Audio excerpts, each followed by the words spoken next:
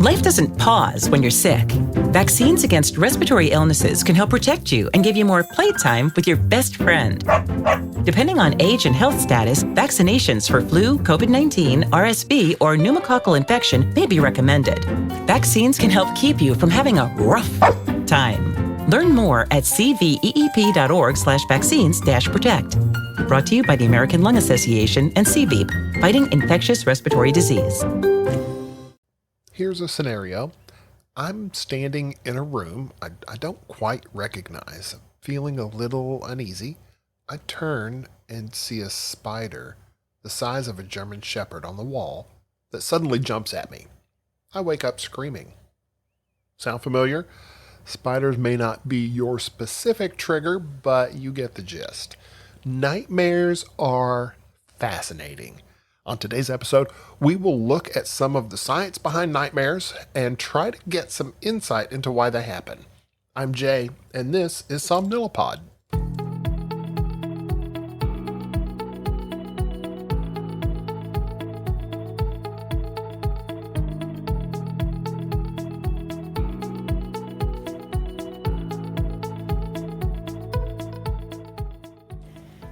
Hello everybody, welcome back. I'm so glad that you joined me today.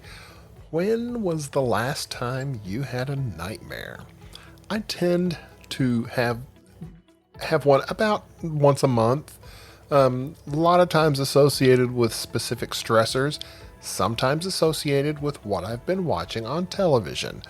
Yes, I've had the odd zombie nightmare on occasion. So, most of us have most of us have woken up from a nightmare with a racing heart, sweaty skin, and a desperate need to turn on the light. Nightmares aren't just bad dreams. They're a unique mix of biology, psychology, and sometimes even physiology that can leave us shaken long after we wake. And for some people, they happen often enough to disturb sleep and spill over into daytime life. The science of nightmares is far more fascinating and surprising than many realize. Now, nightmares almost always occur during REM, or rapid eye movement sleep.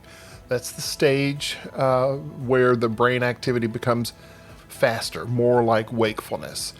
And our muscles are largely paralyzed and dreams run wild. Some people do have non-REM dreams, but they tend to be a little bit different.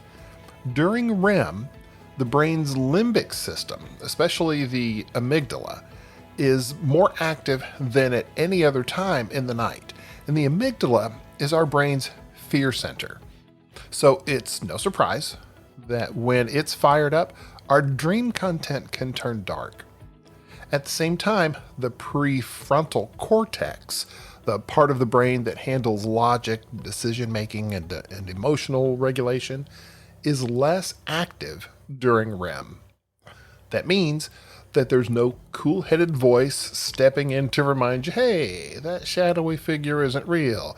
That spider can't possibly be that big. No, sir. Instead, fear and anxiety can run unchecked.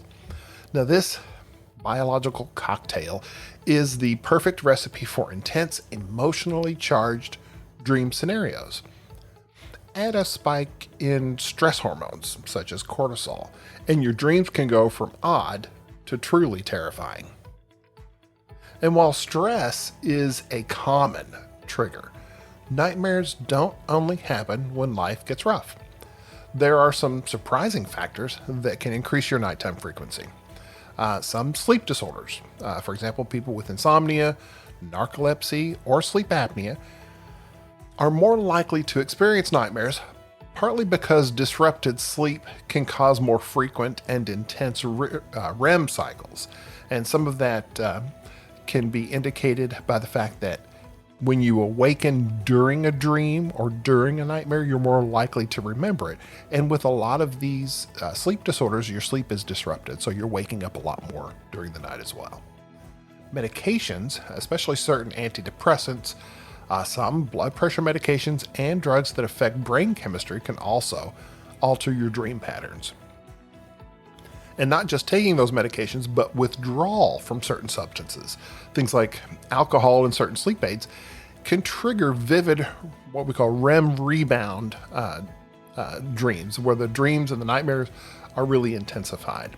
Also, food choices, heavy, spicy, or late night meals can increase metabolism and brain activity during sleep, making dreams more vivid and emotionally intense.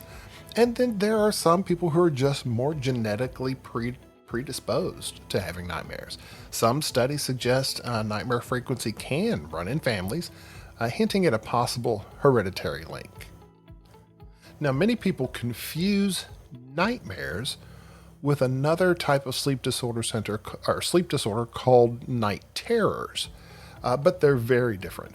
Nightmares happen in REM for the most part, and usually you remember them clearly. Night terrors occur in deep non-REM sleep, often in the first half of the night, and the person may scream, thrash about, or appear terrified, physical manifestations of fear, but have no memory of the event the next morning. Night terrors are also more common in children, while nightmares can happen at any age. One of the most intriguing questions in sleep research is why nightmares exist at all. If they disrupt rest and leave us unsettled, wouldn't evolution have weeded those out? Some scientists believe nightmares are part of an emotional training ground. The threat simulation theory suggests that nightmares allow us to rehearse responses to danger in a safe environment, sort of like a mental fire drill. Others think that they're a way for the brain to process trauma or unresolved emotions, helping us work through that fear. Interestingly, studies show that people who recall their dreams, even nightmares, more often tend to have more active brain regions tied to emotional memory.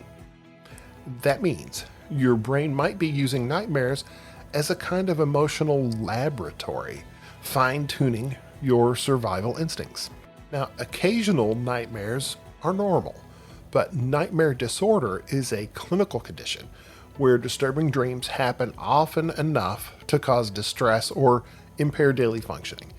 This can lead to chronic insomnia, anxiety about falling asleep, and even symptoms similar to PTSD, post-traumatic stress disorder.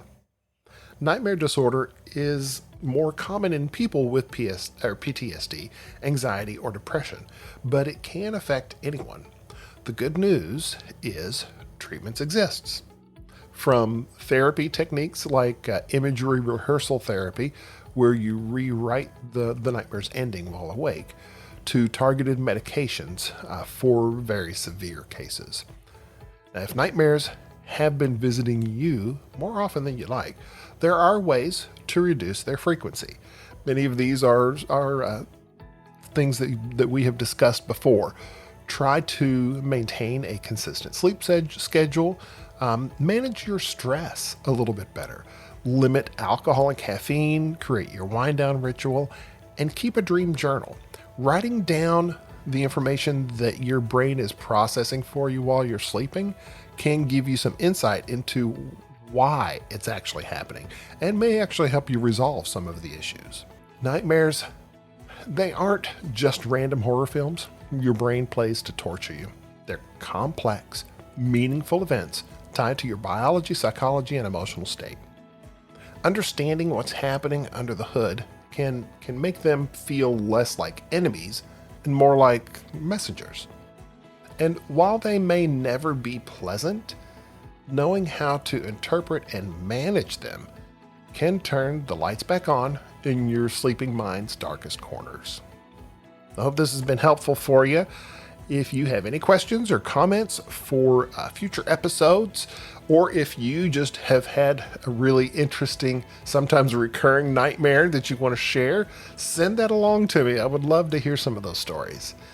You can touch base with me at j@somnilopod.com or reach out to me through Instagram or Facebook. And until we talk again, please remember to make sleep a priority Thanks so much.